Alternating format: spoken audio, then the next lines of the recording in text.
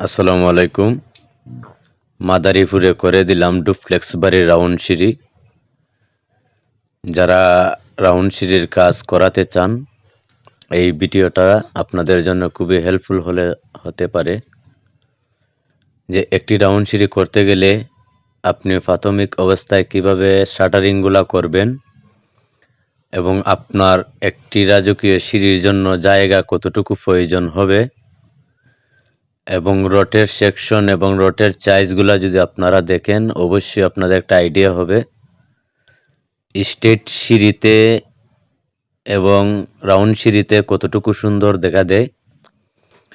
ভিডিওটা না টেনে পুরোপুরি দেখেন, অবশ্যই আপনাদের একটা ধারণা হবে যে একটি রাউন্ড সিঁড়ি করতে গেলে কতটুকু জায়গা এবং কতটুকু সৌন্দর্য একটি বিল্ডিংয়ের জন্য প্রযোজ্য হয়।